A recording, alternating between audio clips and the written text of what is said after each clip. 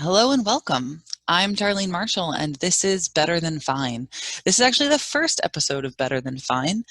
I want to share with you my vision for this podcast and this journey, what we're going to talk about, what it's about, so that you feel inspired and primed, that you want to hit subscribe and you want to hear more, and also that you can share with me your thoughts and what you want to learn and what you think this could be. So let's kick off by talking about, what do I mean when I say better than fine? So I have almost a decade in the fitness industry. I'm currently getting my master's in applied positive psychology at the University of Pennsylvania. And essentially that means I've got a deep dive into fitness and wellness, and now I'm studying well-being.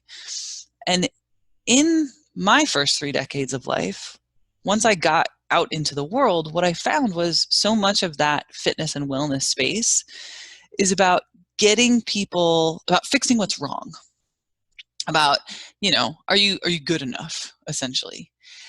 And then I started diving into well-being, into positive psychology, first on my own and then formally through my education. And that world is about, what does it look like to live above zero? That flourishing and thriving isn't about being okay. It's about being good. It is about being better than fine. And getting into that education really inspired me to think about, where in my life am I thinking about being fine? How am I approaching the problems, soft quotes, problems of my clients? And do I think about them in that lens? And what I found is that so often I was just trying to repair things that were, wrong, and not looking at, well, what are they doing right? And how do we cultivate more of that? And what is it that grows flourishing, that grows well-being? So this podcast is inspired by those realizations, that so many of us are just trying to be okay, and we get to a place where we're okay, and eventually okay isn't good enough, and then we're like off again, because we're not here to just be fine.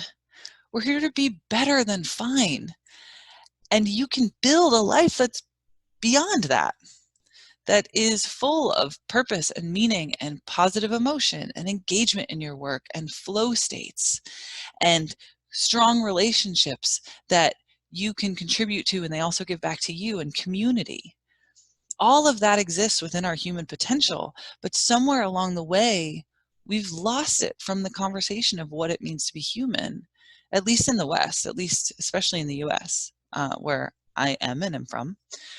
So what's this going to be? This podcast is going to be mixes of traditional philosophies and ancient wisdoms, my studies in yogic and Buddhist philosophy, mindfulness meditation, my studies in philosophy that contributed to my psychology education, to give us a foundation of, people have been examining these problems for thousands of years. These are not new problems, they're just new through the lens of technology. So why don't we leverage what they already have created as a platform and then grow on it? So those ancient ideas. But we're going to mix that in with modern science. The 30 years of scientific examination of positive psychology through the scientific lens and method, along with research in physiology, in fitness, in nutrition. Where are the leading edges of what we know about how the brain and the body and our deeper subconscious awarenesses, and if you are like me and you have a spiritual practice, your spiritual practice, all influence one another to contribute to how we feel about our lives. We're going to talk about what it means to be human, the human condition, and how understanding it can influence how you treat yourself. We're going to talk about human level needs, and are you taking care of your baseline needs in order to create a sense of wellness and well-being? Hopefully we're going to talk about finding meaning and purpose and give you some tools to help you grow those in your own life. And I believe that meaning and purpose are not static, that as you continue to grow, which is what humans want to do, just like a plant or a pet, they're always changing, they're always exploring, they're always curious. Like cats are such curious creatures.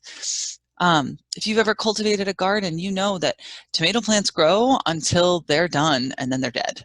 So how do we foster growth instead of being afraid of it? How do you lean into it?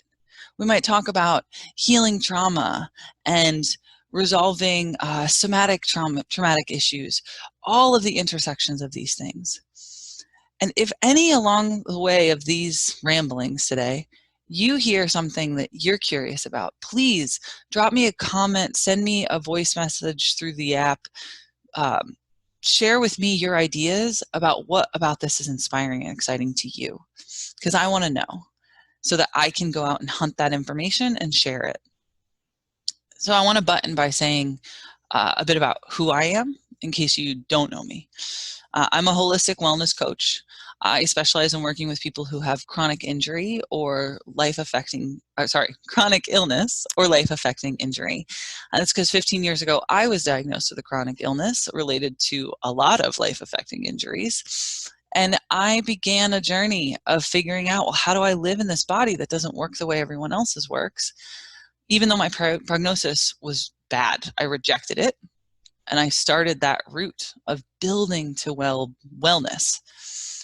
When I got close to that, I decided I wanted to help other people. I started working as a personal trainer. I mentioned I specialize in people like me. And there's a lot of lessons that come from working with an extreme population.